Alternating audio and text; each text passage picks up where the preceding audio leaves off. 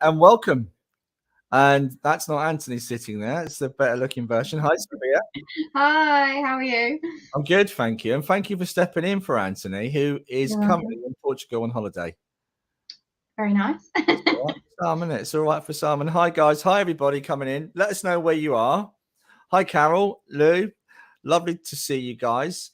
And we're just going to put this banner up to keep sharing as well. Because, you guys get a chance to win a free reading.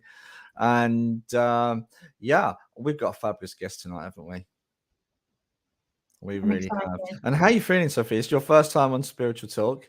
How are I you know, I'm feeling? pretty nervous. This is my first time doing anything like this. So Oh, really? So thanks, you've never Mummy. done? Oh, okay. This is your first live. Okay, awesome, awesome. Well, it's really good fun, and we've got a really good guest tonight, and it's going to fly by. So, but we are going to do some messages later, aren't we? Yeah, I'm quite And we excited to never see know. what comes through. Maybe we can twist Matthew's arm as well. I'm So, sure he guys, will. without further ado, let's bring our guest in. We have the fantastic Matthew Stapley. He's a psychic medium. And you're also, hi, Matthew, you're also a minister as well. I didn't know you was a minister. I am. I'm a spiritualist minister. Ah, okay. Well, welcome to Spiritual Talk, and thank you for agreeing to come on. Oh my gosh, thank you for having me. I'm really honored to be here. Awesome. Well, one of the things we like to know about our guests is how it all started for you. Sure, that's a long, a long story, Paul. But I guess the first thing that I really remember happening, although according to my family, things happened even before that, was my dad was traveling in Thailand, and I was in Carleton Place, which is not far from Ottawa, where I grew up. Yeah. And I got on the phone with him, and I just remember getting this giant flash of these giant teeth, and I thought on a table. And I said, Dad, what are those big teeth sitting beside you? And he said, elephant tusks. How did you know they were there? And so he said, what else can you see? So I started describing the room and the phone he was on and the chair. And then I said, oh, and outside, there's a fountain. And he said, no, there's no fountain outside. And I said, Dad, I can hear it. Like I can hear the fountain. And he said, well, even if there was a fountain, you wouldn't be able to hear it because I'm inside with the door closed. And I said, well, go check. And so he went outside and he said, no, Matthew, no fountain. There's like a pool and that's it. And I said, it's by the wall that has the big lizard on it. And he looked around and saw a wall that had a lizard. And he walked over and there was like a stone garden with this little tiny fountain that wasn't even making any sound. And so that was the first experience that I remember having. And then, that was kind of like remote viewing. And then the first mediumship experience or mediumistic experience that I had would have been when I was around 11. And my grandfather, who passed away, woke me up in the middle of the night. And I remember being terrified and scared and, unsure of what to think about it. And so I ran into my parents' room and I told my mom to tell him to leave me alone. And she thought, crazy kid. Yeah, I told him, go back to bed. And so he went back to bed and he came again and he told me all of these things to tell different members of the family. And so the next morning I woke up and we went to visit my grandmother. And then, everyone was sort of talking in the corner about me. And then they said, oh, we heard you had a visitor last night. Did he tell you anything? And so I started giving all of those messages through, and there was a lot of tears and things that I wouldn't have been able to know, including a prediction of something that would happen 10 years later, and it did. So it was just like a very intense experience. Wow. Yeah, and then it just kept going, and I got interested in tarot cards and I started seeing colors around people, and the universe just kind of put people into my path at that young age to help me to understand what was going on. Yeah. And it's just kept going. It hasn't really stopped. So how young was you when you had that first experience? So 8 years old for the Thailand remote viewing experience, and then 11 years old for the mediumship grandfather visit. Did you find there was anything before that? Was you quite sensitive as a child, or? Yeah, very much so. And I think what, if I could put it into perspective, anyone who's psychically or mediumistically or energetically sensitive can feel things, right? Yeah. But there's a difference between having your feelers on and your messaging system on, your inbox on. Yeah. And so at a young age, I remember feeling a lot of things, but because I didn't have the messaging side switched on yet, I didn't really know what it was. And then as soon as the messaging portion started happening, I started seeing auras that would talk to me and hearing Ah, voices. And, once I started telling people what they were saying, then it became more obvious that I wasn't, like crazy because it yeah, made sense to them. Yeah. yeah, yeah. And at what age, Matthew, would you say that you felt a calling to, explore your abilities a bit further? Sure. Honestly, I think it was kind of hardwired into me, to be honest. And the reason why Mm. is I don't remember a time in my life where I didn't pray or didn't feel some kind of a connection to something like higher. Yeah. And I remember when I was young, maybe again 11, 12, and I remember being with an occupational therapist at the children's hospital. And she said, "What do you want to be when you grow up?" And I said, "A witch doctor." And so she was like, "Oh, okay." And so I think I was always called into something a little bit off the beaten path. I didn't even know what a witch doctor was back then, other than that they had some kind of a connection and they helped people, and that was all I knew. Yeah. So I think it started young, and then I would say the call to ministry came around that time. So I think maybe 11, 12, 13 years old, somewhere in there. And I remember Mm. sitting in a Catholic church, and the priest was up and he was talking about, fire and brimstone and all of that. And I remember this feeling like deep inside me. It felt like a fire that was hard to contain. And I remember having to just tell myself, no, Matthew, you can't stand up and shout right now. And all I wanted to say, and it was this overwhelming feeling of like, God doesn't want you to be afraid of him. Like, God wants you to be happy and to kind of create a world in alignment with that love and that peace. Yeah. And so I think at a young age, looking back, I had this fire for wanting to bring that sense of love to other people. And I think it all started pretty young for me, for sure. Yeah, Quite so absolutely. young to get into the interfaith minister. Pardon? It's quite young, isn't it, to get into that? Yeah, Yeah. it was, and I remember too wanting so badly to be an altar boy as well at that age, and I never got to do it, Oh, except to fill in for a few people, but I always just felt this calling to want to be at that altar, and then ministry. When I was ordained, I was the youngest person that my church had ever ordained. I was 28 years old, and that was after yeah. 5 years of study. So it was it's been something that I think has been there for forever. Yeah. Yeah. In terms of personal relationships, growing up, Mm. Matthew, how was it for you? Oh.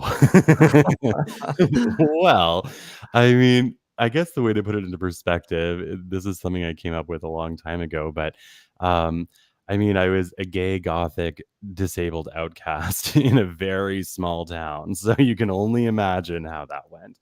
I had some very close friends. I have a great family, but I would say like most of the teachers I had, save a few, and any kids that weren't immediate close friends, definitely thought I was a little weird. I'm pretty sure. Hang on a sec. So you said gay, gothic, and disabled. Yeah, in a No, small, tiny little town. I can gay, fine. Mhm. Disabled, fine, but gothic. Yeah, yeah, right. I know. I think if I would have painted a pitchfork black, they would have accepted me better because it was not quite a farming community, but almost. Yeah, yeah. So, what kind of music was you into with the gothic? Then was it heavy?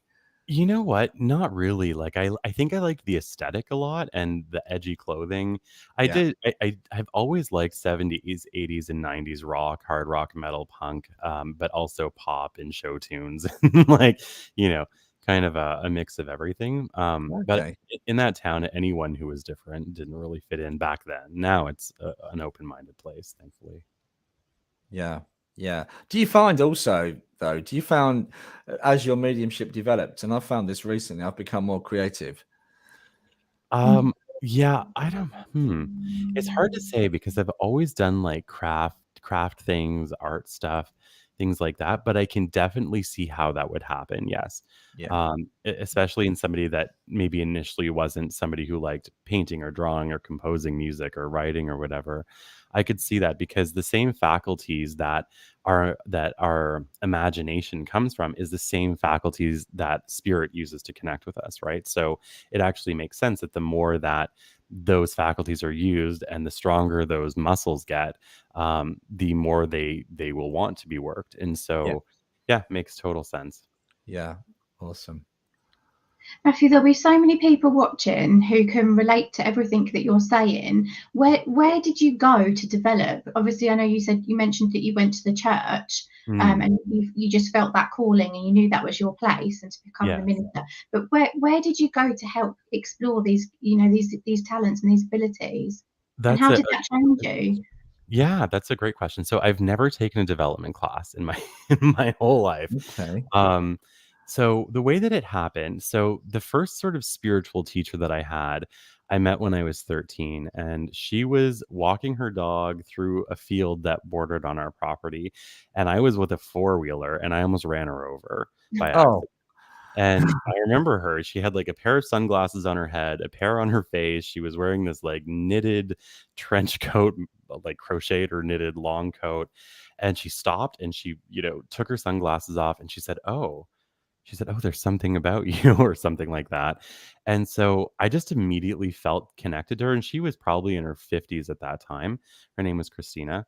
And she just invited me over to her house. She was this Greek woman, and she would invite me over and she would make me spanakopita, and she would tell me about, all of the famous Manly P. Hall, Eliphas Levi, like all of these very well-known old, spiritual teachers, and Hermes Trismegistus and all of those people. And she would tell me these stories about them. And then she would throw in these like little things about, psychic ability and following your intuition and things like that. And I remember one time I went to her house. I didn't call her first. I just walked over and I knocked on the door and she said, "Your intuition is right on." She said, "I was hoping to see you today." And so that was the first sort of spiritual teacher that I had. And then when I was about 15, I met a guy named Chris, who was a few years older than me. And he came from a family that did meditation, and they were very switched on with intuition and psychic ability and things like that. And I told him I was seeing colors around people and I didn't know what they meant. And he said, "Well, what you should do is feel what they mean to you, Yeah. not read about it, but feel what they mean to you." And so that's what I would do. And then it just sort of kept going. And I bought a deck of tarot cards.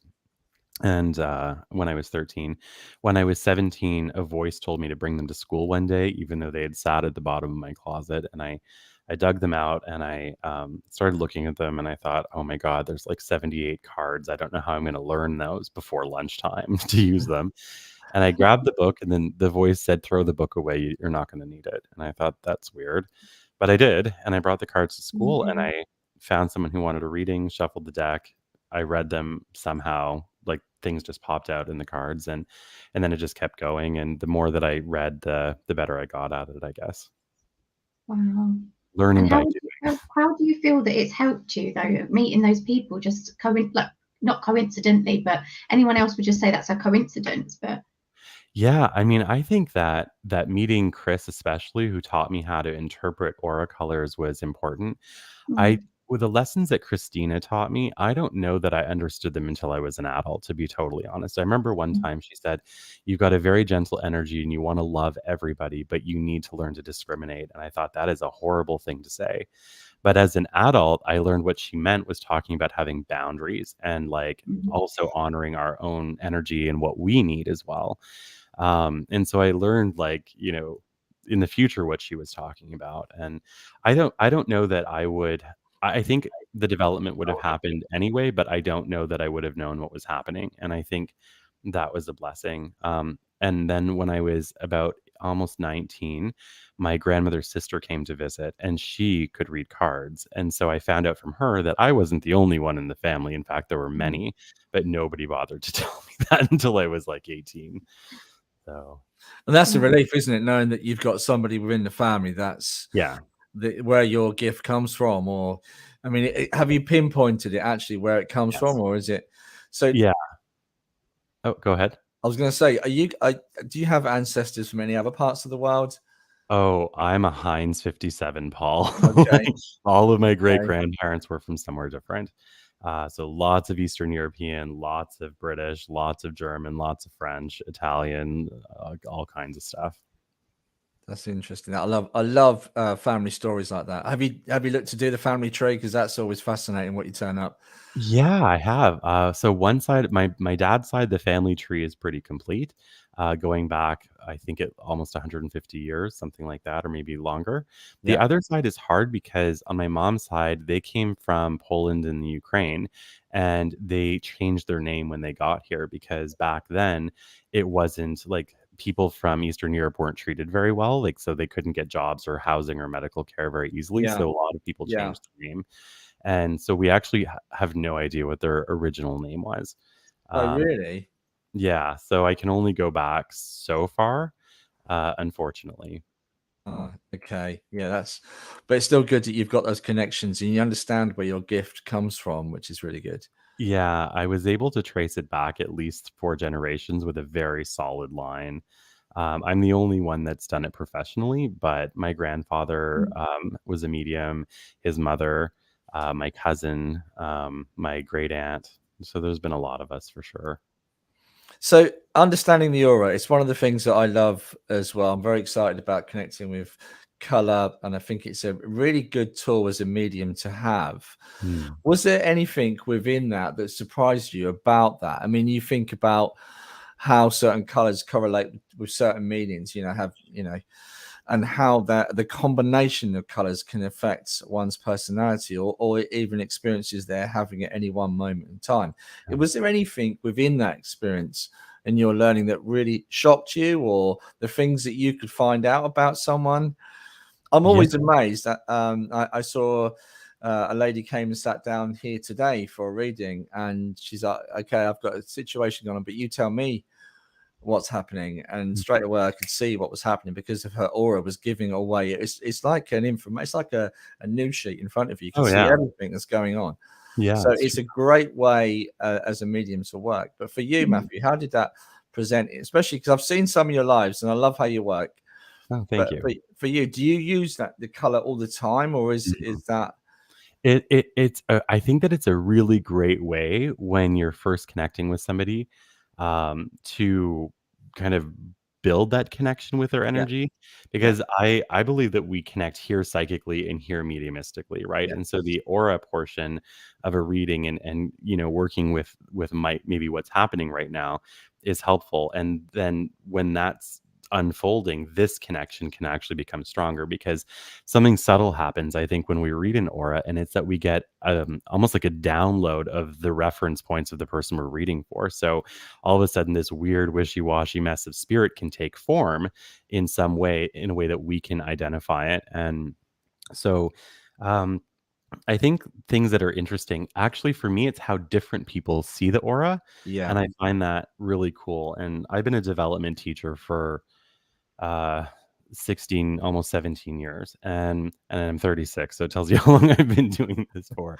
um so I've been teaching development for, yeah, almost 17 years, and one of my favorite things is watching two people read one person's aura and how the information will be so similar, but the way that they see it is completely different. yeah, And so I think the psychology and of mediumship and psychic ability is what fascinates me. How two people with completely different reference points and different symbolisms will pull the same message out with completely two different ways. And yeah, I find that to be fascinating. But in terms of just reading an aura, the things that I think are cool, definitely the different layers, right? So like being able to tune into, like, okay, this is the physical aura, and watching the aura of somebody's blood move through them is really cool. Watching the auric field, separating that and watching the auric field of digestion is really cool. And then of course being able to see if there's illness or something that's not yeah, flowing properly. yeah. That's probably my favorite. Also, my educational background is all health related, so to me that's really fascinating, being able to feel and see the way that food moves through somebody, or if there's like a See, blockage somewhere, being able to see it. Absolutely. See, even that in what you're saying there, I don't see that flow through the digestion system. What I see, if I become aware of someone, if they're ill or whereabouts and what's going on, I don't literally see the flow, but I become aware of the fault. So Yes. again, it's a very different way of perception. Yeah, Uh, exactly. And yeah, everyone's different. I think that's one of the coolest things about all of this is like we're all called to help people and we're all called to allow spirit to guide us to do so, but the way that it happens is so different with everybody. And I just think it's beautiful, like how many places in this universe can we be individual and individually appreciated? yeah, Not that many, but yeah, working with divinity and spirit, we're each appreciated as an individual and for the better benefit of the collective. And I think that's amazing. yeah, yeah. Really? Yeah, absolutely. It's interesting that Sharon's just made a comment. One of the ladies that used to host with me, um, Monique was in Canada and I was here in Norfolk in England. We'd pick up on the same person.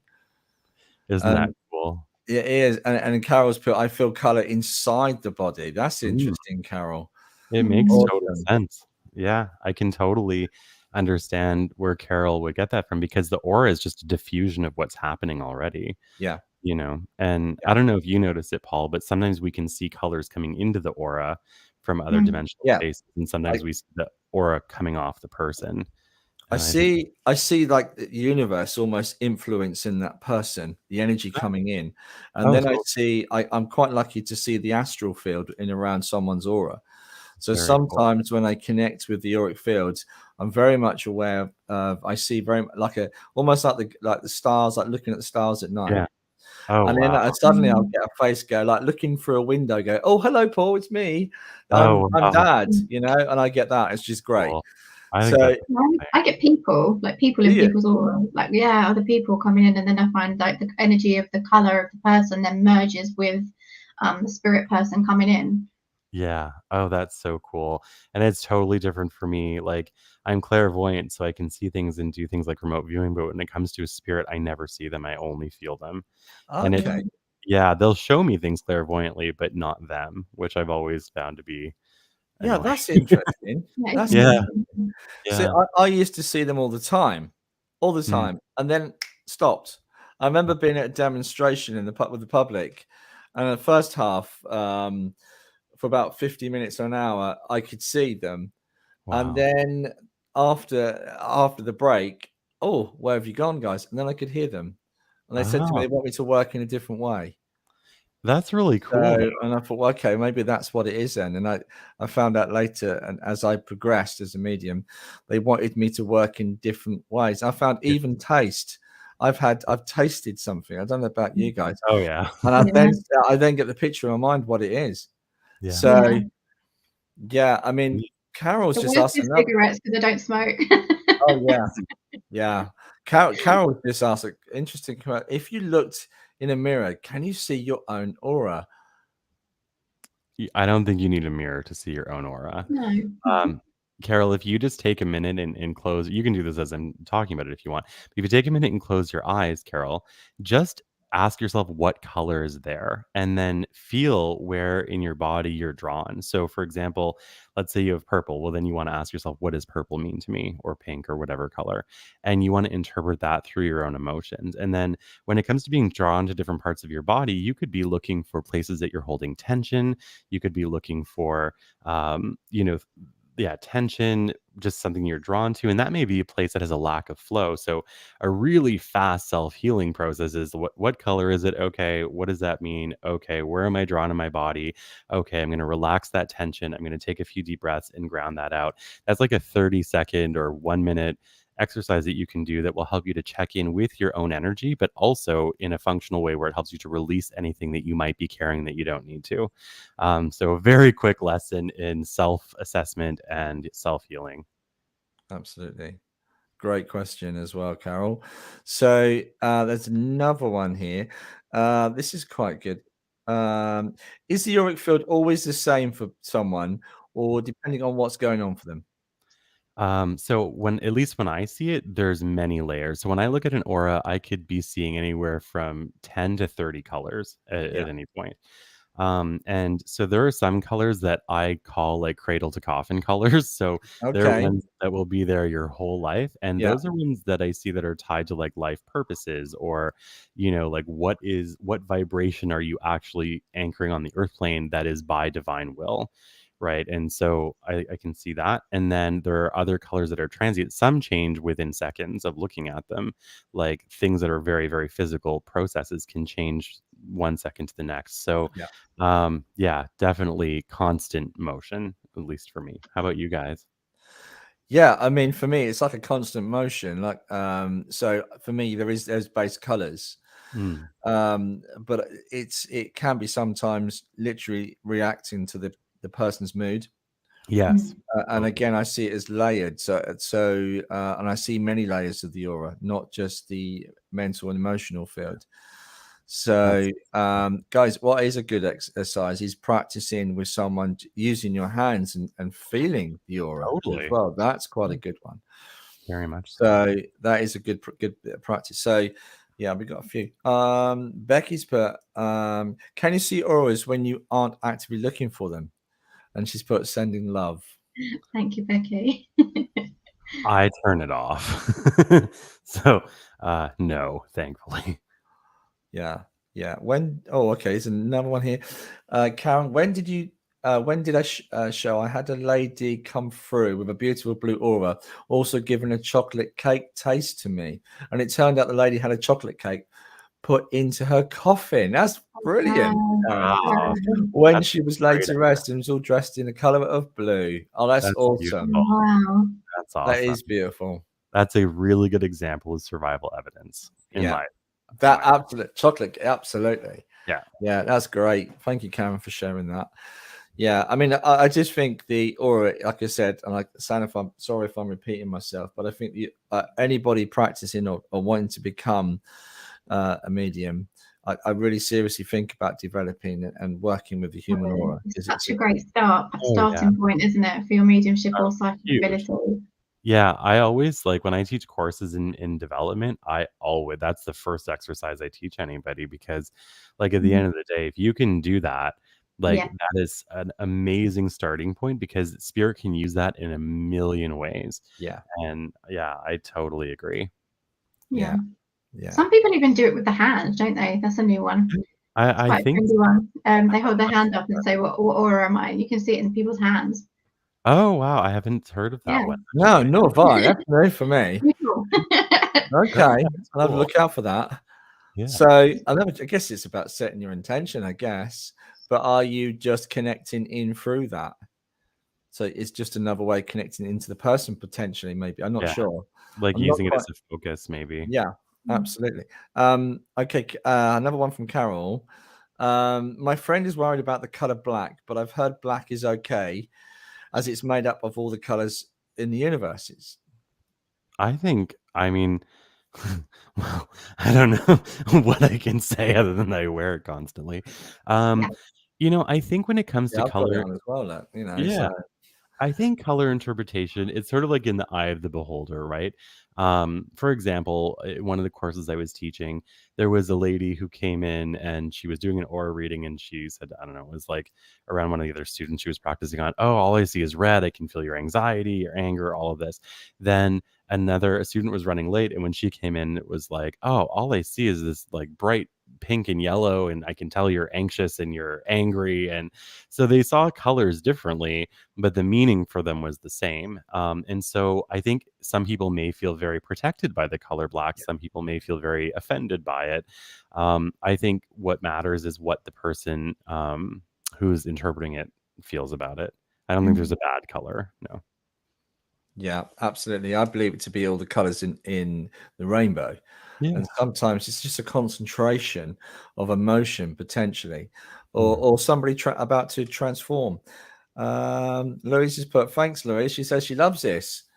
Me too. Love you too. Kim Wallace has asked, what does a blue aura mean to you? Now, that's interesting, Kim, because she's on YouTube.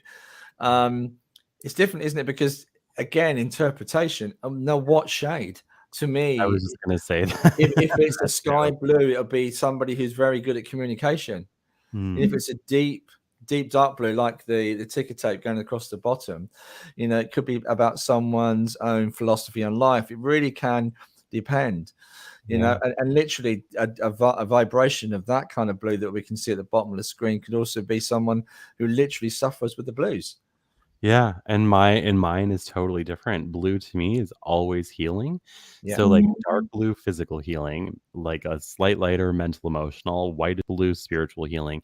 And it almost always comes in as somebody's life path. So like this is a really cool example of how different everyone will see things. It's super Because I would say it's a calming color. I'd say that person's quite calm. Yeah. So it's also connected to clairaudience and Claire. Yeah. Another one of the Claires as well. I can't think, but and that's very similar. That hue there can quite simply go into a purpley color. Yeah. So so much. That's why I love working with color, because it gives you that opportunity to express. And get into the emotion and the feeling of the color. And I remember a gentleman that taught me, he would always say, there's an angelic vibration within every color. Yeah, I believe that. Feel that vibration, let that color speak to you. And he would just leave it there. Yeah. That's and it was beautiful. Who else we got? Is sending love your way, loving the energy here. Awesome. And okay, I would appreciate anything from okay. If we get a chance, well, we'll do messages a bit later, guys, so look out for that.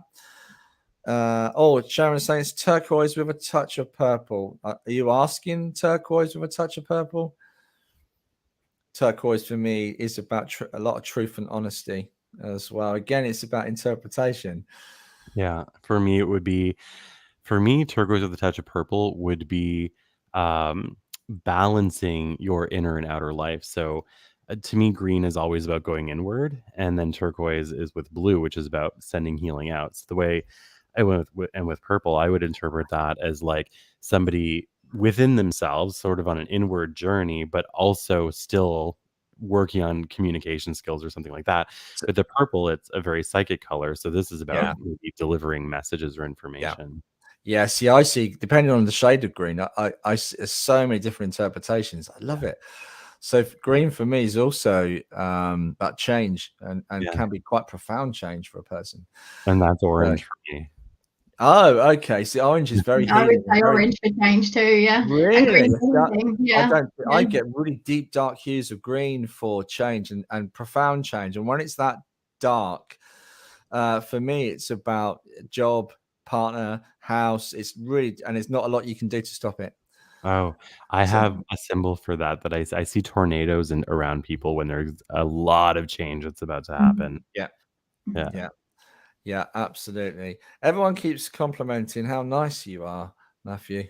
Oh, okay. Hi, Lou. I would hope nobody would come on here and be a jerk, though. Well, there was one on here from Zoe. Hi, Zoe. She's asked, do you do podcasts? Your voice is very relaxing. I think it sounds like swear words and cigarettes, Zoe, but I do not. I'm on a guest of a lot of them, like wonderful shows like this. And the only other thing that I do is Monday nights I do live readings on my Facebook page, and Friday nights usually some kind of craft night on my Facebook page, but no podcast at the moment. What about your meditations though? Oh, I do that. So relaxing. It'd be so good for meditation. I do, yeah. I do the meditation messages night on Zoom. And I actually love doing those because I never know what the meditation is going to be about. I let spirit inspire it, like sometimes sentence by sentence, or at least moment by moment. And the intention is always just to bring healing to the people that are there. So I do those events once or twice a month at least. Yeah, it's such a good tool to start with. I don't know about you, but when I'm doing like a circle development group, I always start off with meditation just to calm the energies of anything that you've been doing that day. It kind of gets people in the zone. Do you do the same? Do you feel the same? When I teach so yes, I think it's an amazing tool. But when I teach development, actually, I get people to do it themselves. So rather than doing it as a group, unless the energy is really chaotic when we start, then I'll kind of bring everyone everyone, together that way. Yeah. No, I like when I teach development, I always want people to be as self-sufficient as possible, because as a teacher, my goal is to get them to a place where they don't need a human teacher anymore, where spirit takes over and becomes their teacher. And so I always try to get them to do as much on their own, like within themselves in class as possible. So I will teach them how to do something and then say, this has to happen, every time you are practicing with somebody. And I don't guide it after that. I just tell them that, do this, find a way that it works for you. This is the energetic, technical aspects of what you're doing. Find a way to make it work for you. Use your own ideas, symbolism, whatever. And then that way they become self-sufficient with it. But I think, yeah, give them the tool and then let people fly themselves with it. Yeah. Awesome. So, okay, well, mate, that was a lovely question here from Zoe. Zoe's asked, what's been your most favorite experience so far during your mediumship journey? Oh man, that's a tough question. I think probably there was a few messages that came through that freaked me out, and in a cool way. There was one, and I know I can talk about this because they wrote me a giant public testimonial with all these details in it. But so I do the live readings, and one Monday night, this was a few years ago, a spirit came through talking about how she passed away, talking about the person that the message was for. And then about half an hour after I finished, I got an inbox message, and she said, that was for me. The person that came through has been missing for, I don't know what it was, like a month or something at the time. Any way you could help us find her. And I could not say yes. Like everything within me was like wanting to crawl through the computer and into her house and help her out. So I knew that I needed to follow that. So I told her to send me her phone number. I called her immediately. And I remember getting a pen and paper and just feeling like I just needed to draw. And I ended up drawing a map. And it was, this is a city I've never been to. I've never been to that state, that part of the US before. And so I drew this map out, and it had a starting point and it had an ending point. And I remember messages coming through like, when you get here, you need to get out of the car and start walking, and you're going to see green bottles lying on the ground. And when you see the green bottles, you're heading in the right direction. And so I described all of this stuff, and with the direction she needed to go through the woods and all of that. And I remember saying, at the end of all of that, you're going to hit water, and there will be a chain link fence, and I can see this sweater, and I described it on the fence. And that's where I see her. And she said, that's the sweater she went missing in. And I said, cool. Oh. So they went there, found the green bottles, the whole thing, got to the fence. The sweater was there, but the body was not. And it looked like there had been somebody lying there before. And they called me and they said, everything matches up, but she's not there, but her sweater is. And I said, okay, let me go in again and read. And so I tuned in again, and a second map came out. And the second map showed like a farm field. And the only thing that came through is, this is where she is. You're not going to find her, but an elderly couple will find her in September. And I got a call mid-September, and that's exactly what happened. They found her in a field. The people that I gave the map to were going to go, but it was all private property, and they couldn't get, I don't know if they couldn't get the police to go with them or something. But yeah, so it was an elderly couple that were walking on their own property, and they found the body. And so I think, even though that was a heartbreaking experience, I think it was amazing to me how well that spirit communicated to the point where she could draw maps and of places that I've never seen or been. And it's weird when I think about that. I don't think of myself as being involved in it. I just think like, how cool is that the spirit helped the family that way. And that was probably my favorite. Yeah. Oh, that's very rewarding when you can contribute like that. Yeah, I agree with you, Luke. She's put, wow. Absolutely. So Karen has asked, what has been your weirdest experience from mediumship and the funniest moment? All right. I know exactly which one I can tell you with that. Okay, so we're going to go back in time to, I think it was 2014. And I was, new minister, newly ordained, serving a church here in Ottawa. And it was my turn to get up and give messages. So I went to this woman, and I, brought through a man and how he passed away and some other details. And she said, nope, not for me. And I thought, all right, well, I guess I'm wrong. And I sat back down. After the service, about 5 different families came up to me one at a time, and one said, "That was my uncle." Another one said, "That was my grandfather." Another one said, "That was my, I don't know, brother," or something like that. And I Okay. thought, well, that's a lot of piggybacking, right? Several spirits coming through as Yeah. one. It's piggybacking. And I thought, how genius is that on Spirit's point, though?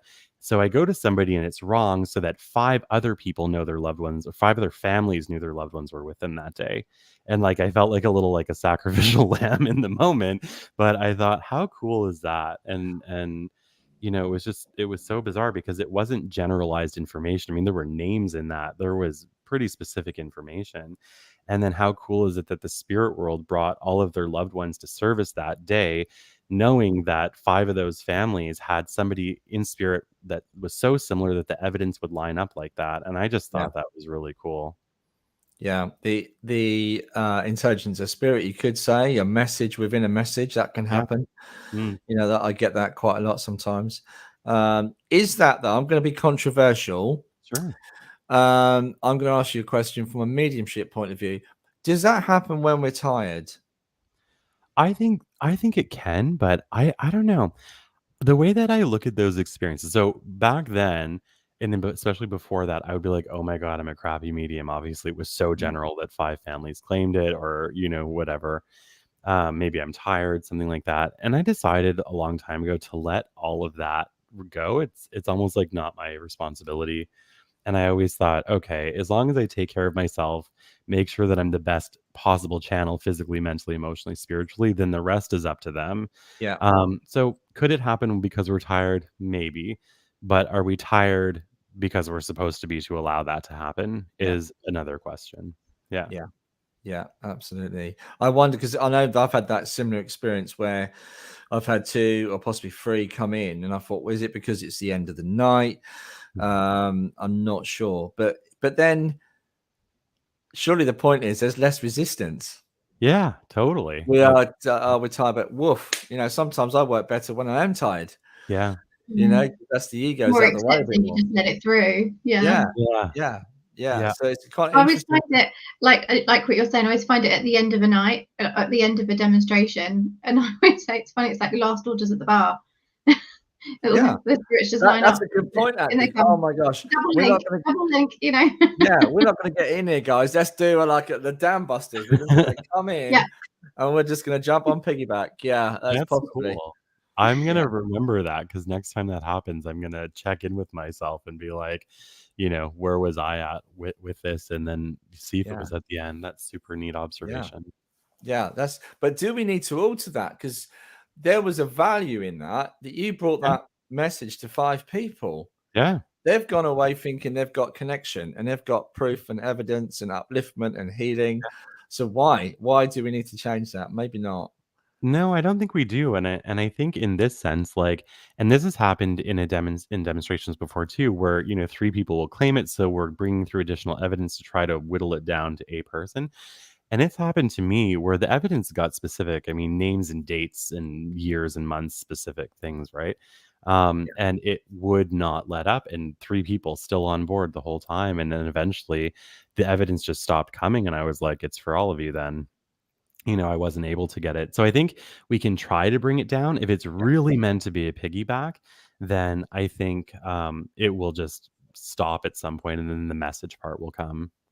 So, okay, in that moment, then, guys, do you think it's about your relationship with your guide? We talk about some people talk. We've got a gatekeeper, or we're Mm, working with our team. You then think, well, hang on, guys, whose responsibility is it to let not one in at a time? Why have we suddenly let everyone bombard in? They've just yeah. gone, we're going for tea, Paul. See you later. So I think I I don't think that know. we have to ask ourselves why we care. And the reason why I'm asking that is if we can whittle it down and bring through really specific information that's really detailed, well, that's naturally impressive Yeah, from the absolutely. spectator point of view, right? Yeah, But if we're really there for healing and we just go in and decide, okay, I'm just going to be of service, then it really doesn't matter whether it's whittled down. As long as the people receiving it resonates with them, it makes sense to them, it's authentic. Obviously, from the medium's yeah, perspective, it's authentic. I think the rest of it is kind of up to spirit, to be honest. And I think sometimes we can feel weird as the medium not getting it to one person because, we're ethical people. We want to make sure that we're bringing through something that's of a caliber that it will only make sense to who it's for. But I think there's a fine line between us feeling good about the way that we are presenting our talent, and also what spirit has in mind. And I think, at least for me, at the end of the day, even if it makes me look weird or general or whatever, I don't really care, as long as whoever was meant to receive it finds the healing that they needed. Yeah. Absolutely. Yeah, absolutely. So we got a few. I just jumped on the change of Nick Brown's here. Oh, yes. Hello, Nick. He was a guest last week. So That's it's good to see you, Nick. It's good to see you on. Here we go. Carol's put here. What are your feelings about a medium trying to connect with a dead person to find them without being asked? Is it ethical? That's a tough one, isn't it, really? Well, the way that I would look at that, Carol, is what's the point? Like, so for example, like to really make, like, if you think of what a medium is, some people say that we're a telephone. I don't think we're a telephone. I think at best we're the wire or the satellite signal, and that's it. So the phones are actually the person in spirit and the person on earth. And without both of those anchored, then the medium is kind of honestly useless. So I don't know that, I mean, I'm sure information could be brought through about somebody, but unless there's a direction for it to go, I don't think it's going to work. I always view mediumship as on an as needed basis, right? So, for example, a medium could bring through a message for somebody that was super specific in crazy amounts of detail and very, very intense, and all that, because that's the level of evidence needed, required to provoke healing within that person. Somebody else might not need all of that. They might be happy with your grandmother who died of a heart attack is here, and here's her message, and that is enough for them, for that healing experience to happen. So yeah, I think I'm on a tangent. No, it's right. I agree with everything you just said there. But I can remember a story that I'd like to share when I was at the college, the Arthur Finley College. And there was a lady, a lovely lady, and yeah, I kind of got to be careful what I say. Now, she had an experience, and she was quite upset by this experience where there was a famous murder case well, we don't know if it's murder because the child went missing on holiday abroad. I don't want to be controversial with this. And the little girl, her husband, they were both in bed at night asleep, and the telephone rang. And the husband said, can you get the phone? Oh, yes. She answered the phone. And it was the child that's all over the news and the TV, and said it was such and such who did it to me. What do you do with that? When she put the phone down, her husband said, hang on, we don't have a telephone in the bedroom. This was like 3 o'clock in the morning. Yeah. And it just, I kind of woke him up. And she had this information of what happened. What do you do with that? Can you go to the police? Depends if the police are interested. Yeah, that's a tough one. It Tough. is. Yeah. For me, I've had things like that, not quite that like intense happen, but I've had things like that happen for me. And the way that I do it, and whether it's like a missing person, a murder case, or just somebody's loved one showing up, I always say, I cannot go and find your earthly people for you. You have to bring them to me. Yeah. So if you want me to help solve your murder case, you've got to bring somebody to me to do that, and they have to make the contact. It's crazy how that happens, though, because it often does. Yeah. It often does. Yeah, they'll engineer it some way, but it was quite a high-profile case, and I was even aware of it because I was staying 4 doors down, and the child visited her at the college. Because I remember the lights flicking, the door slamming, midnight, and I saw her the next day. She was upset in the bar, and she was telling me, I'm like, oh my God, that was you then. But yeah, I can't even imagine what the vibe of Stansted would feel like. Oh, it's just amazing. We was on the top floor as well. Have you not been to Stansted? No, I've always wanted to go to Arthur Finley College. Do you know, Matthew, it's about the people that go. They make it. And the collective of everyone being there. It's such a great place. So I highly recommend it. So beautiful. It is beautiful, isn't it?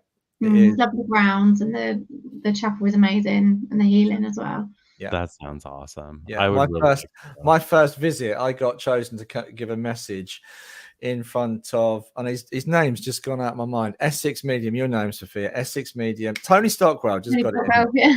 Tony Stockwell. I had to get up and give a message in front of about 100 people in the chapel, and Tony Stockwell.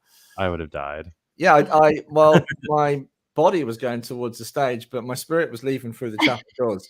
I don't know how I did it. So, but there's a message here from Nick. So I've been sitting on a less controversial one for years. Agreed that they need to engineer the contact to make the pass on possible. Yeah, and the picture's in the library. I'm in the picture in the library. Oh yes. Gordon Higginson, I'm assuming. You know what I just thought of too, to go to Nick's point, is so obviously as mediums we bring through proof, right, and evidence, but maybe in asking them to engineer the person coming, like bringing the loved ones to us so that we can help them, also gives proof to us as the medium that we weren't crazy, or that we weren't just getting like psychic statics or something like that. I think that proof, the evidence in that case goes both ways, and especially in the early days when you're developing medium.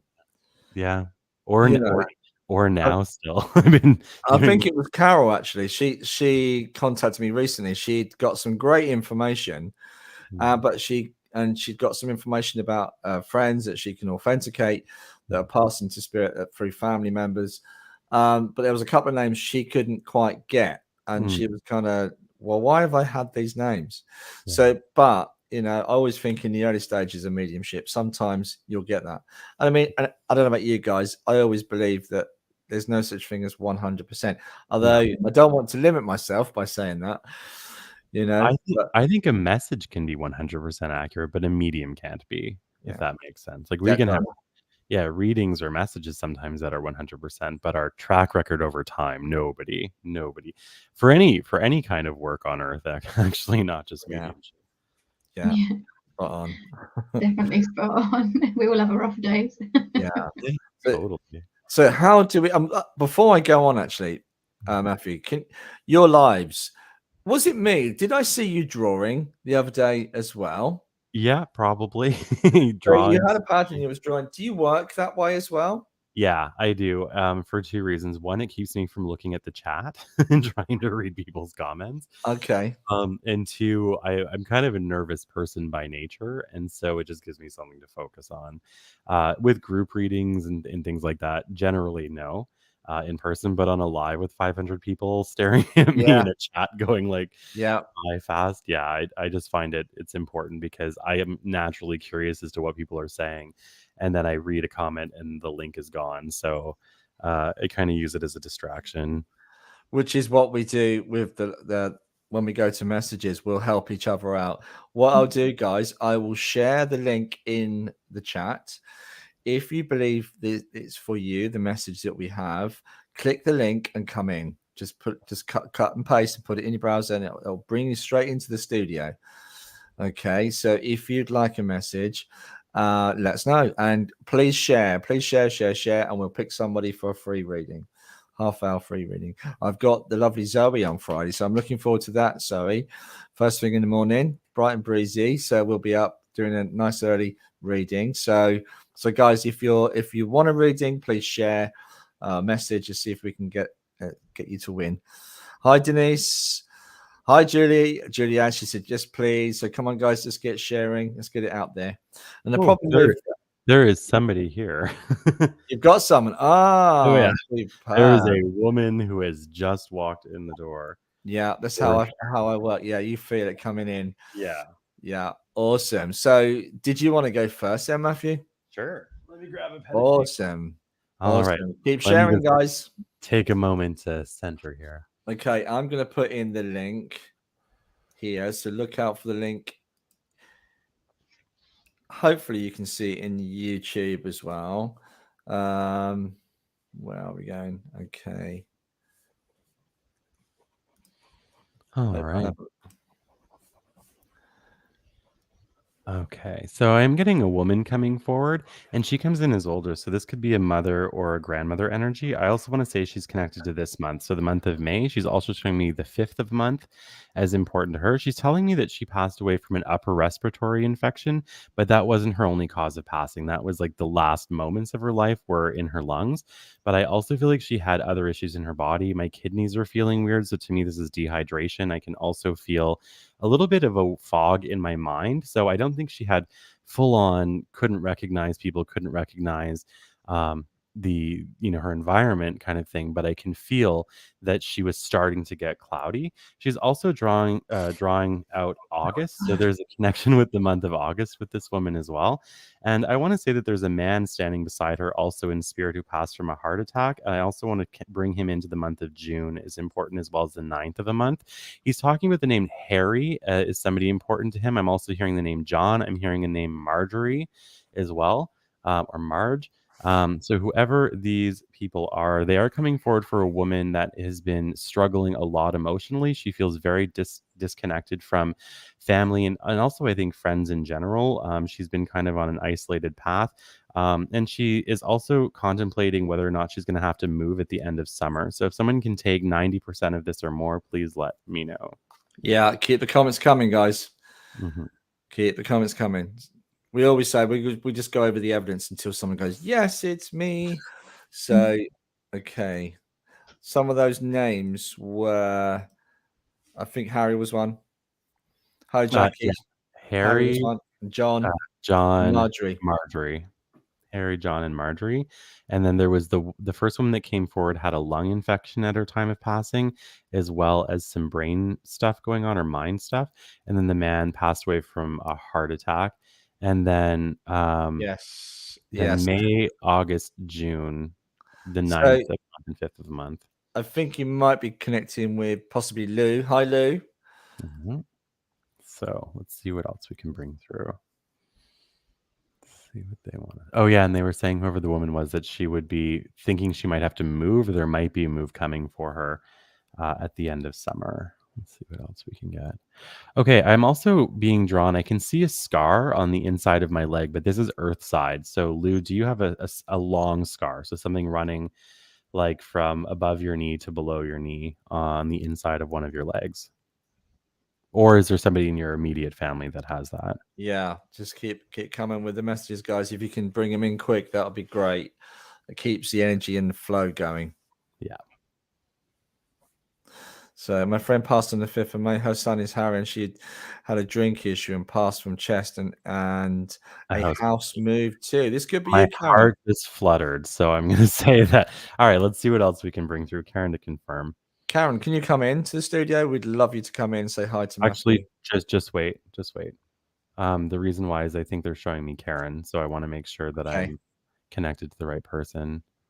Is there an empty coffee cup slightly to the in front of you but diagonally to the right now, Karen? Either coffee or like a teacup. So it would be right diagonally to the right of you, mostly empty or empty.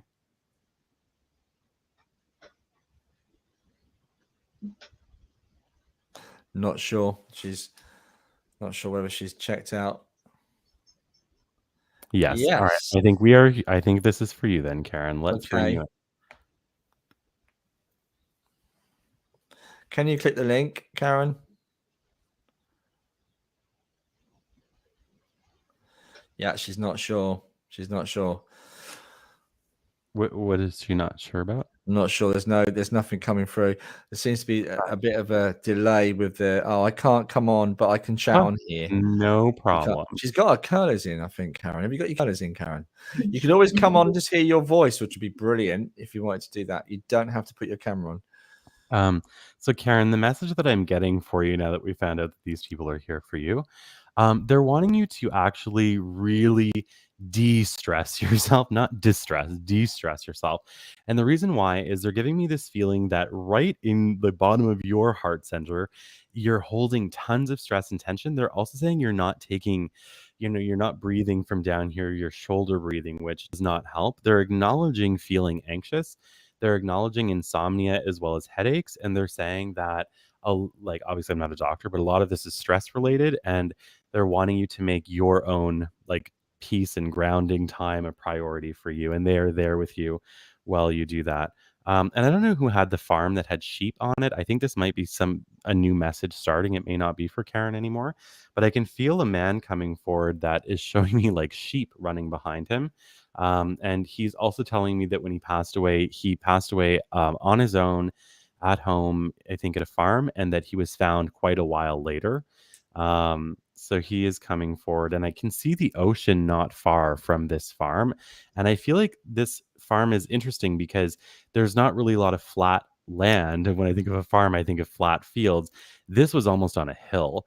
And I've got to say, I think I have to leave the UK or maybe go right to the edge of it or something like that. Can somebody understand a man like that? So he passed away. He was found many days later. He had a sheep farm. I can see an ocean, and this farm was on a really weird hill, which you wouldn't think of for a farm. But that's coming through for somebody here. Karen says, I live in Brighton by the sea. I live by a farm on a hill. We'll see if anyone else can take this man. If not, then I might just still be with Karen. They might not be finished yet. Yeah. Yeah. Yeah. See one way, farm the other. That sounds like what I'm seeing. All right. Let's see if there's an additional message for you then, if they're keeping me with you. The name May is coming through. So not just the month of May that came through earlier, but also the name May. So this is a woman on the other side, I believe, and she passed away from issues in her reproductive system, or maybe that's where it started, but spread around. It feels almost like ovarian cancer that moved, but her name was May, and she's very connected to September. Very connected to September. That turn of summer into fall is calling me. So I can see that, as well as the number 18 or the 18th of a month. No May for you. So we are out of Karen's energy now. Can somebody else understand a woman named May who passed away from some kind of reproductive illness that spread? So like a metastatic cancer, and is connected to September. Yeah. Not yet. No, not yet. No. Thank you very much. That's okay, Karen. You're welcome.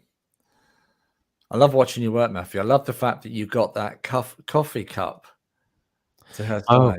Well, Yeah. it's because when we're doing something like this, I want to confirm that this is the right person. So I'll say, okay, Spirit, show me something about their environment that they can validate right now, so we know that this is who this is for.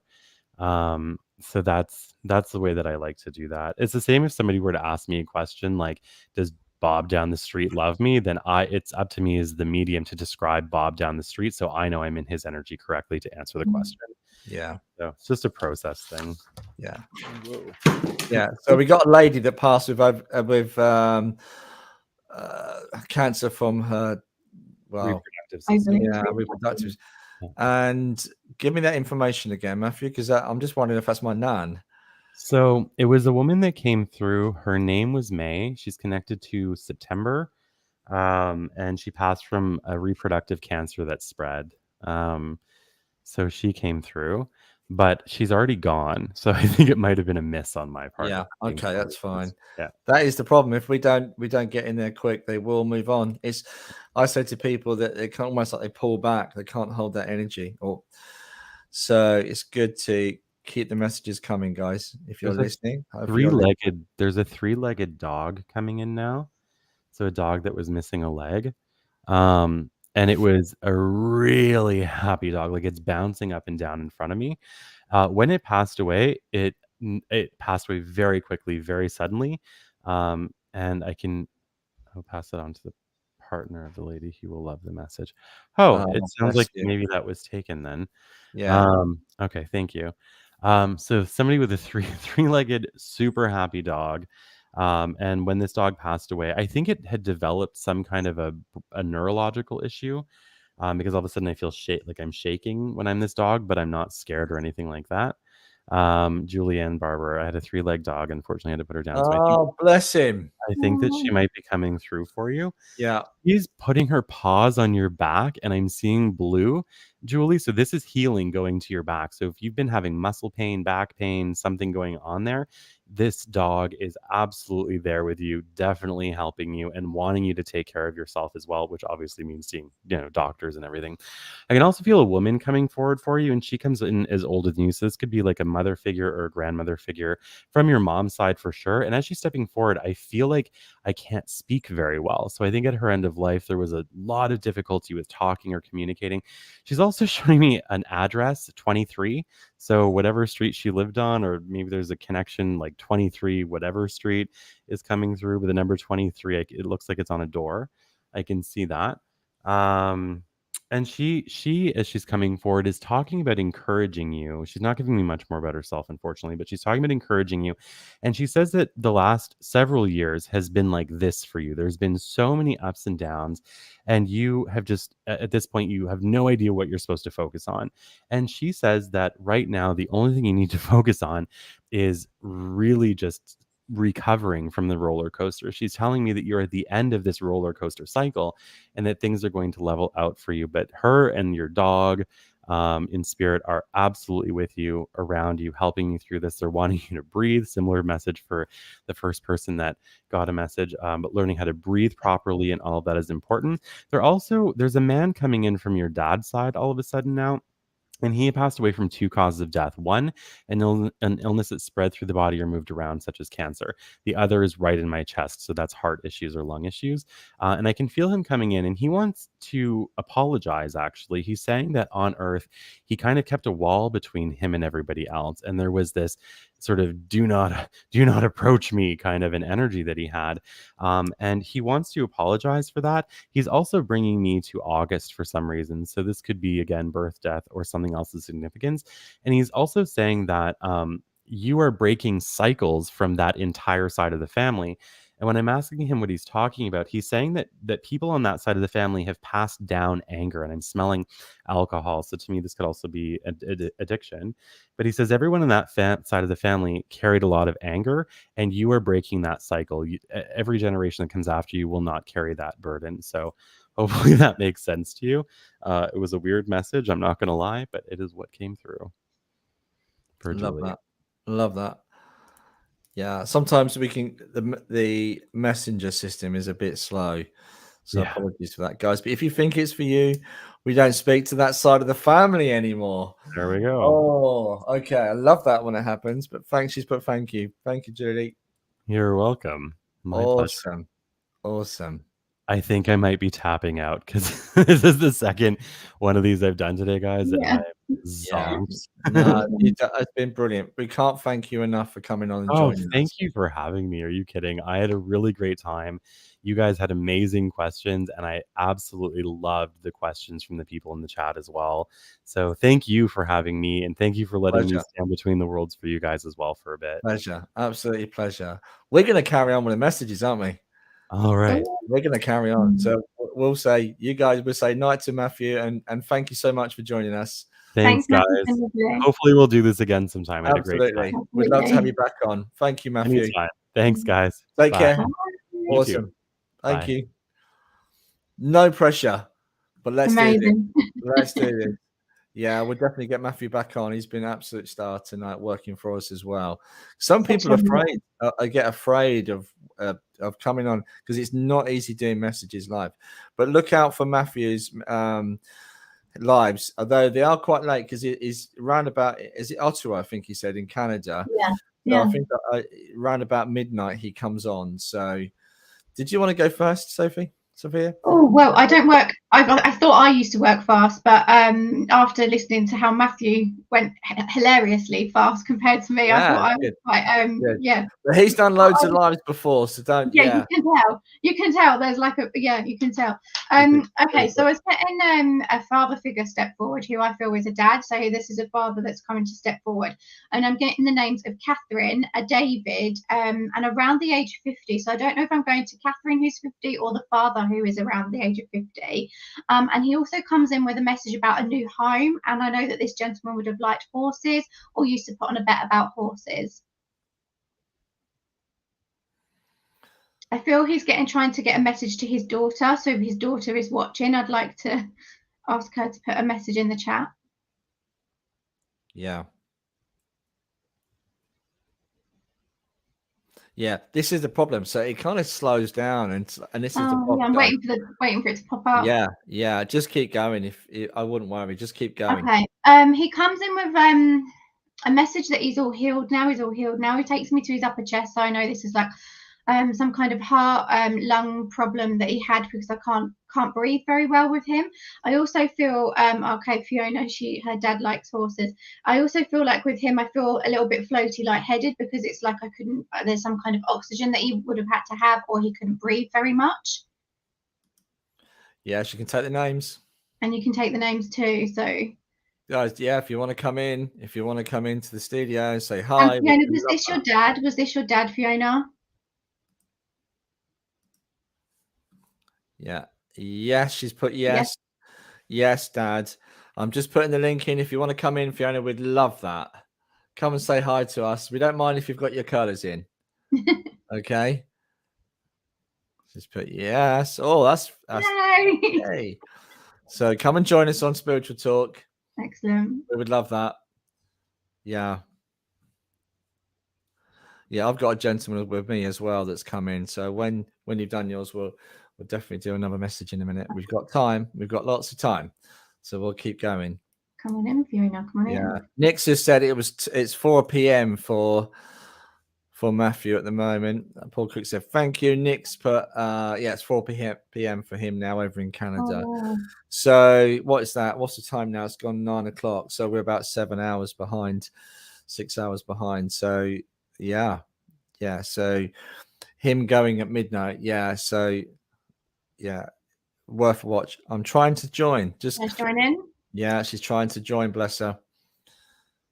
Don't matter if you don't come on camera, as long as we can hear your voice. That would be awesome. The voice is always a good connection. It will come in a bit thicker and faster than once I get a voice link as well. Absolutely. But he just wants to give love to his daughter. All I keep seeing is so much love from him to his daughter, and he wants to get a message to her. He wants to let her know that he is okay, he is at peace, and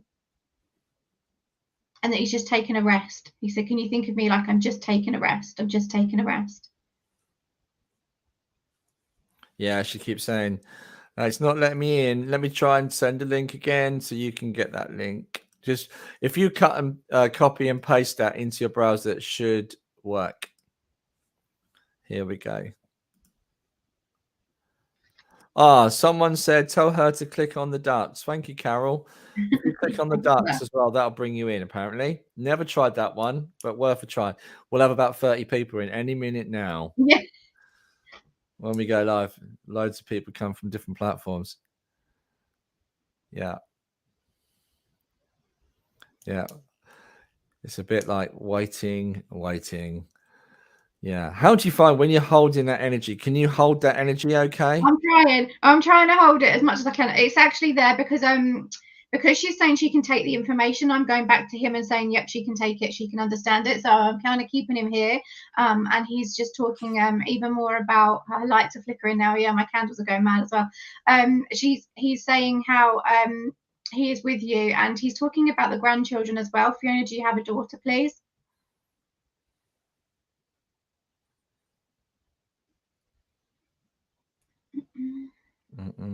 I want to kind of whistle to it. I should have brought some spins so we could play spins. I think we'd lose people.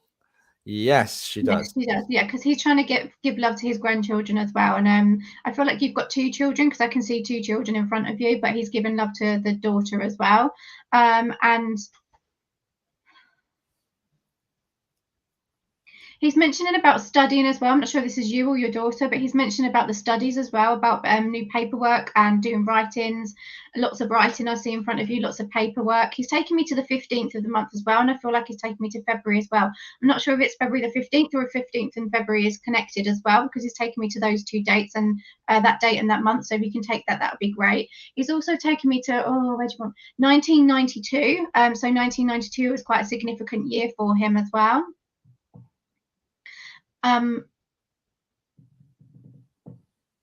I also feel with this gentleman that he used to smoke at one point as well. I don't know if he was a secret smoker or he just didn't like. Oh, it's when he died. Thank you for letting me know that.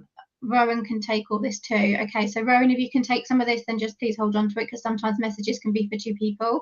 That's what we're talking about. Piggybacking. Yeah, piggyback. So yeah, take that information as well. He also shows me number 59, and he said about putting a bet on a horse, and then he said number 59. So if you win now, please let me know. But that's his message coming through for you as well. And he's saying that you're to let go of the confusion. There's like so much confusion, Fiona, going on in your mind. Is she not able to get on? Should I just keep going? Yeah, just keep going. Yeah, okay. He's talking about like a lot of confusion in your mind, and he makes my head tickle as well. And he's saying like when he comes through, he like plays with your hair, and he used to touch your hair or touch your head. And I feel like he's a little bit of a practical joker as well, because as he did that, he like tickled my head and said, "Oh, let her know that's how I come through. Let her know that's how I come through." He like tickled my head, and I feel like he's just a really friendly, fun gentleman as well. I'm not saying there wasn't a serious side to him, because I feel like there's a serious side to him as well. But he is quite a fun gentleman, and he's being quite fun with me now. He's talking about brushing your teeth. Is there something like when you were younger you didn't like to brush your teeth, or he was always telling you to brush your teeth, but you didn't like doing it? This is a memory link that he's bringing through. Love joking. I don't know if he's still joking now about the teeth, but he's talking about brushing teeth and having a laugh about brushing teeth. Well done. Is she saying yeah? Yeah, she's saying yeah. Okay. I'm assuming she's saying yes to that. Yeah. Okay, cool. He's going back to the studying now, and he's saying it's really important. Please, this is a message to you. If it's for you, I'd lie if I'd done it. That's what he's talking about. He's talking about the memories of that. And he's saying about the studying. There's someone around you studying. I'm not sure if it's yourself or your daughter, but it's really important to continue with the studying. But I also feel there's new changes coming up for you. And I want to know where the new home comes in, whether you've just moved or if this is something that you want to do. This is something that's coming up, because I do see a new move. So I see a lot of movement. It is the granddaughter studying, yeah, because he was talking about her and then taking me to the studying. But I still want to be taken to this move with you, Fiona. So I don't know whether you've just moved or you're coming up to moving as well. But he takes me to a river nearby as well. He's showing me fields and he's showing me a river nearby it as well. I hate the delay. Yeah. Yeah, I'm so sorry. Yeah, and he wants to get a message to mum as well. Her mum. He's talking about mum. So he wants to get a message on to mum as well. And he's just saying that he's always around her too. He goes to her for healing. So I feel like mum needs a little bit of an uplift at the moment. She needs a little bit of an uplift in healing. I will look out for it. Excellent. Again, he takes me to the month of September for that as well, Fiona. Month of September for the move. And he's showing me the number 64, so I don't know if he was. No, he was around age 50. He's giving me the mum's poorly. He's just going to her and giving her so much love and healing. So know that he is aware of the situation and he does go to her. But he's also given me the number 64, so I'm not sure if you can take 64, if she is around 64, or there is the number 64 is quite relevant as well. And he's saying someone lives at the blue house or the blue door. He's showing me a blue door. Would you understand the blue door, please?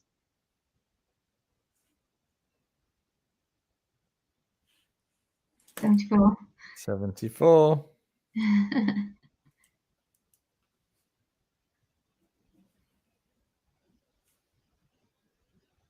And he's saying everything's going to be okay. Everything's going to be, yes, blue door. Oh, amazing. And he's saying that everything's going to be okay.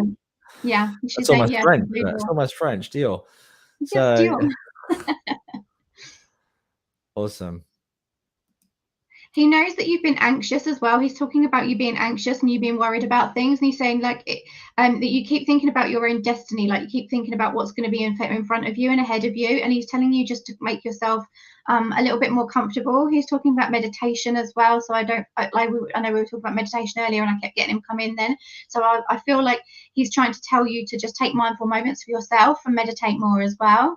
And he's showing me a little dog. I feel like there's a dog with him as well. Beautiful. Small to medium. I feel like it's black and white, but I'm not 100% certain. I don't see dogs all the time. Yeah, very much worried about the future. He's saying, can you go back into that? Like, can you make sure that you're spending more time for you for mindful moments? Brilliant. Brilliant. You'll try. Meditation is amazing. I love doing meditations and taking them. Right. So much love to you. I can't portray for a screen the amount of love that he wants to give you, but he is sending you. Oh, the dog was buried with him. Oh, I didn't even know you could have that done. That's amazing. Oh, love. That's Well, really just know that sweet. the dog's I didn't know that was a thing, actually. No, how amazing is that? So the dog is with him. Yeah, he's saying the dog's with him. And he used to have a newspaper as well. He's rolled up a newspaper. I don't know if this is something like the dog would put in his mouth or carry with it, or he'd play with it or something like that. But he's bringing through the newspaper as well.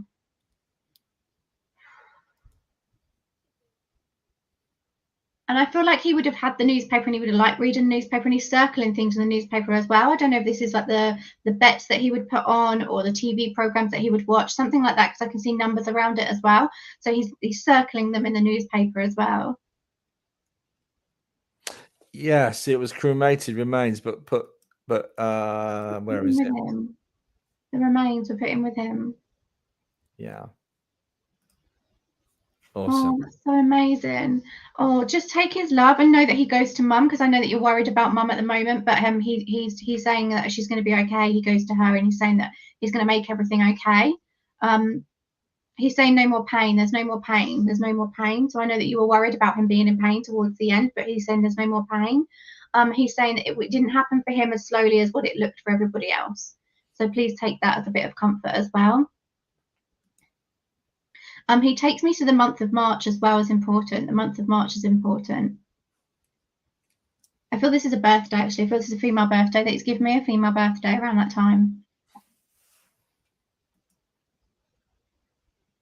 And he's also saying there's something around you where you just won't leave it. There's a situation, I don't know if this is with somebody or with your job or with somebody within your job, but there's a situation where you just won't leave it. He's saying you just won't leave it. Oh, thank you, Sam. Granddaughter's first birthday. Oh, thank you, Fiona. And he's saying, yeah, about this situation in front of you. I feel like it's around a work situation, and you're just being like, you're really digging your heels in with it, and you just won't leave it. You just won't leave it.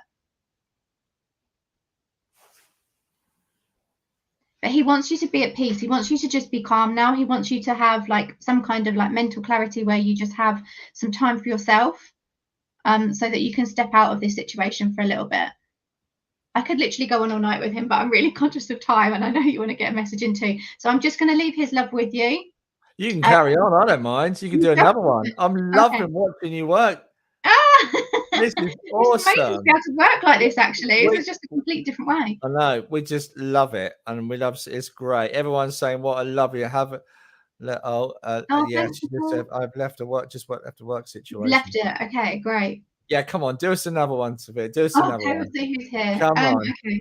There is a lady. I thought you said you had somebody. Did you want to go with it, or no? You? It's right. That's fine. Carry on. I don't want to make them wait. Okay, I have another lady coming through, but I feel like she's given me the name of Jenny, but I don't know if this is her name or the lady that she wants me to go with. But I feel like there's a lady. This is my contact. Absolutely perfect. You've picked up my contact.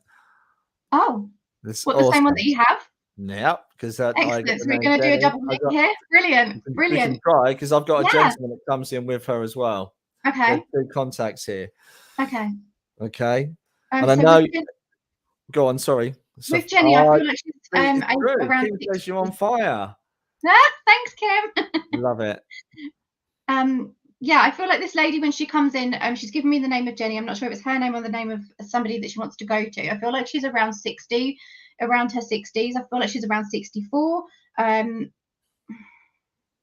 feel like she's a very feminine lady, and she's showing me flowers as well.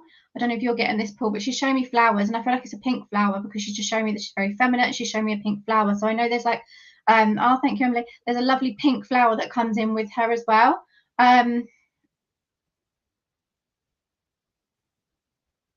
Did you feel that? Yeah. Did you get pulled? Yeah. Yeah, you got pulled. Yeah, you literally. I saw someone next to you getting tugging at you, pulling you.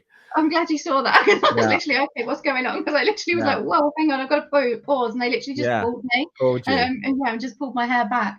just to say, as if to say, I am here. But they don't. I just said to them, can you please show me yourself? And instead of them showing me clairvoyantly what they look like, mental mediumship, she literally just pulled me and said, she did. She did. Yeah. Absolutely. That's great. I know you're here, but yeah, I do need some more evidence on what she looks like. She's showing me dark curly hair, so I don't know if this is the lady, if she has dark curly hair, or the lady I need to go to has dark. No, it's her. She has dark curly hair. I can see a clear image of her. I feel like she was around her 50s, 60s, and she's got dark curly hair, and she's given me the name of Jenny, of someone to go to. Yeah, there's also the a gentleman. Yeah, the gentleman that you're picking up with, do you feel that that's a relative? I feel that's a relative with her. Yeah, absolutely. I'm not sure if it's dad or brother. I'm not sure if it's dad. I can take Jennifer. Would you also understand the name Alan that comes in with that? But there's also talking about he was telling me that there's the family are planning an upcoming holiday, like a camping holiday he was talking about. So if this is for you, I knew someone called Jen. So both Zoe and Carol, they're both related, so that would make sense. So do you understand that this would be, I'm not sure if it's an uncle or father that comes in alongside her. Zoe's saying Uncle Alan. Ah, perfect. Okay, because it felt like an uncle that came in and I got the name Alan. Also, for some reason, he loved his food. Would you understand that, Zoe? Because he keeps showing me like doorstop sandwiches with cheese and prawns, and he just kept giving me lots and lots of food. Ah, yes, my brother. Okay. And I Would can you take understand? Go on. Red wine as well. He's giving me a glass of red wine. Interesting, because I keep seeing there's going to be a camping holiday. There's people talking about taking someone away on a camping holiday, and it's really important as well. I also feel with Alan, he's making me aware of a cancerous condition on his passing. Would you understand that? It's around his chest and around his heart. Carol said yeah. Perfect. Okay. And she's going away. She's going away. Would you understand the camping part? Also, Zoe, I want to come to you with this as well, because I know you're both connected, mum and daughter, but there's also someone's talking about going away on a camping holiday. Now, forgive me for saying this. It's going to be a bit like Carry On Camping. He had is that a blood cancer? Would that make sense? Okay. Thanks, Carol.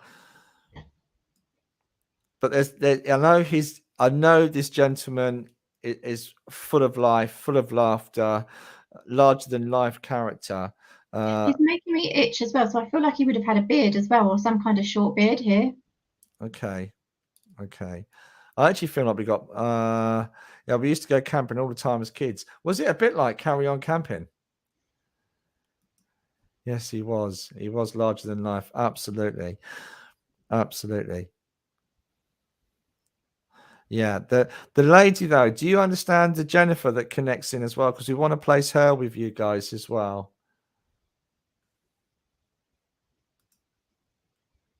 Carol saying yeah, and Zoe says yes. Okay, awesome. Because she comes in literally to pick you up. I know Marcus' mum. Okay, she literally comes in as a pick me up. I think pretty much everyone knows what's happened, Zoe, on Spiritual Talk. There's a real sense of upliftment and moving forward. Okay, he had a nickname, got her. Okay, awesome, and it's Marcus's mum. Okay, we're almost out of time. I just want to say one thing from these lovely people, because I've got a reading for you on Friday, Zoe. So I'm going to carry on this on Friday, and we're going to bring their love and connection through to you on Friday. And I can't wait. Okay, guys, and Sophia, thank you for joining us tonight. It's been absolutely awesome. Can you come back? Oh, I'd love to. It's been amazing. Thanks so much for having me. We've absolutely loved it. It's been brilliant. We really hope you come back. Maybe when I'm off, come and cover me. Absolutely. It's been exciting. Awesome. It's been a really good way of like doing something new and learning. Yeah, just a new way of working. And it's amazing how spirit just come through. No matter what platform you're on, they will come through to give those messages and that healing, won't they? This is the first time we've done a live. And it takes some doing. Yes. So can you tell us quickly, how do we connect to you if people want to come and see you for a reading? So I'm on Facebook. It's Ray Hope Reiki and Readings is my page that you can find me on. You can also find me on my personal page, which is Sophia Marie Ferguson, medium Sophia Marie Ferguson, and also on Instagram, Ray Hope Reiki and Readings. Awesome. But you'll be back on Spiritual Talk, I'm sure of that. Oh, I'd love to. Thank you so much. Awesome. So coming up, guys, this week, if you're in the Norfolk area, we've got the Psychic Night at Roydon. Don't miss that. It's a brilliant one. I'm going to be at the Queen's Halls in Watton with Linda Ray, so that's going to be brilliant. And guys, I can't believe it's been an hour and a half already. It's just gone like that. It's been brilliant. Yeah. We will see you next week with another brilliant guest on Spiritual Talk, and Anthony will be back from the Algarve. We'll check to see if he's got a nice suntan. Nice tan, yeah. If you're watching, mate, hope you're having a good time. So we'll see everybody next week. Brilliant. Thank you, everyone. Bye, See you everyone. next week. Bye. Bye.